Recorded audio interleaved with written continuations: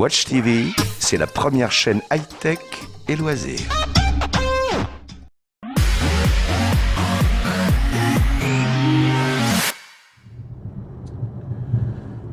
Voilà, je suis avec Damien Rullière. Salut Damien. Salut. On essaye la nouvelle 3008 Damien et c'est quand même une bonne surprise globalement. Ouais, on peut dire oui, c'est vraiment une très bonne surprise. Ça faisait longtemps qu'on n'avait peut-être pas été aussi enthousiaste à propos d'une voiture française. On va passer rapidement sur l'extérieur parce que le design on l'a vu déjà assez audacieux, carré. Il assume vraiment le côté SUV là où le modèle précédent parlait simplement de crossover. On va se focaliser d'abord sur l'intérieur avec un traitement qui est pour le coup complètement inédit, vraiment bien réalisé. Et je sais pas ce que tu en penses, si en fait je sais ce que tu en penses et tu vas être sans doute d'accord avec moi, mais c'est je pense une des plus belles réalisations du moment. Oui, et pas seulement chez Peugeot, mais d'une manière générale sur le marché. Le design et le mobilier est un très beau dessin, très original, et en même temps c'est très cossu dans les matériaux, dans les assemblages. Là, ils ont frappé fort, vraiment. Ouais. Il y a beaucoup d'originalité, il y a ces petites touches piano là qui sont très agréables au toucher, on sent vraiment qu'il y a eu beaucoup de travail. C'est une adaptation des petits boutons qu'il y avait avant sur le 3008, mais en même temps c'est vraiment bien fait. Il y a ce levier de vitesse, là on est sur la boîte auto qui est très inspiré de chez BMW, mais en même temps c'est pas la pire des références. Et puis alors il y a ce iCockpit avec ce petit volant. Alors cette fois ils ont raboté le haut. Voilà, on a un méplat en haut et en bas, voilà. C'est vraiment un tout petit volant presque typé F1 quoi. Ouais. Et alors alors quand je l'ai conduit, ce que j'ai trouvé agréable, c'est que effectivement même dans les lacets, on peut conduire d'une seule main, même si c'est pas recommandé, on peut conduire d'une seule main. Et puis il y a cette instrumentation numérique qui elle aussi est inédite.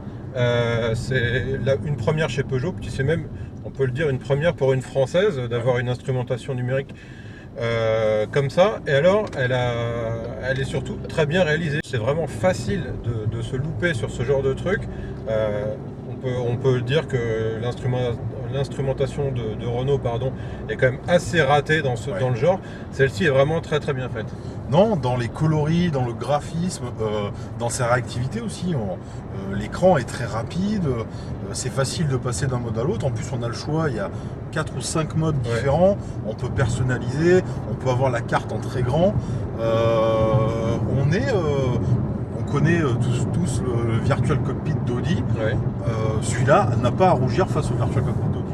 Alors là, on est dans la version haut de gamme, donc GT, avec des très beaux matériaux, avec un bois naturel qui est vraiment super, qui fait vraiment cossu à l'intérieur. Ce qu'il faut dire, c'est que peu importe les finitions, les matériaux vont changer. Par contre, on aura le petit volant, l'écran central, là où il est affiché la navigation, et l'instrumentation numérique. Absolument. Alors on va parler maintenant un petit peu des motorisations et de l'agrément de conduite.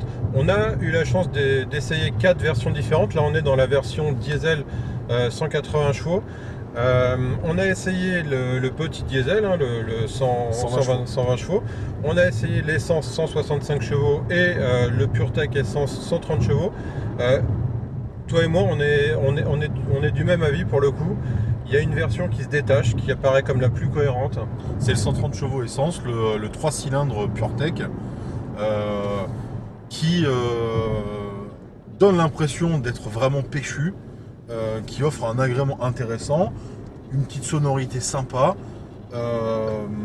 Qui est léger. Voilà, qui en plus c'est le plus léger de tous, puisque on est sur une voiture qui fait 1250 kg. C'est ça. Alors que celle-ci, avec le gros diesel, elle fait 200 kg de plus quand même. Voilà, c'est pas rien. Et ça se ressent. Alors ressent, certes, on a 180 chevaux ici. On sent qu'à l'accélération, on est quand même, il y a du monde sous le capot, quoi. Mais voilà, c'est la version la plus lourde. Certainement aussi peut-être la plus bruyante. Ouais. C'est moins agréable. C'est moins agréable. Alors on va parler de l'agrément maintenant. C'est une voiture qui est typée confort.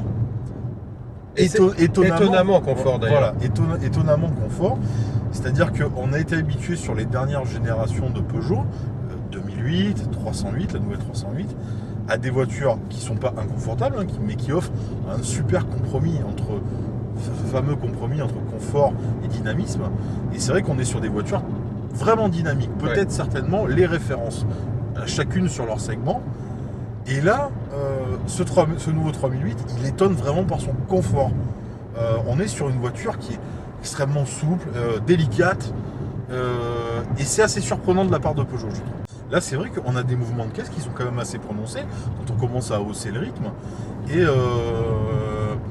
et on peut préférer le dynamisme et le maintien supérieur des véhicules concurrents. On va finir sur les tarifs, ça démarre à un tout petit peu en dessous de 26 000 euros. Ça monte à 41 000 euros. 41 000 euros pour cette version 180 chevaux, boîte auto, version GT. De prime abord, c'est peut-être pas à la portée de tout le monde. Ouais. Voilà. Mais ça colle aussi à cette nouvelle stratégie de Peugeot qui souhaite devenir le premier constructeur généraliste premium. C'est-à-dire entre les généralistes et les marques haut de gamme allemandes. Pour finir, on n'achète pas. En version 130 chevaux, dans une belle finition GT Line, 130 chevaux essence avec une boîte auto, ouais, on achèterait, oui. Watch TV, c'est la première chaîne high-tech et loisirs.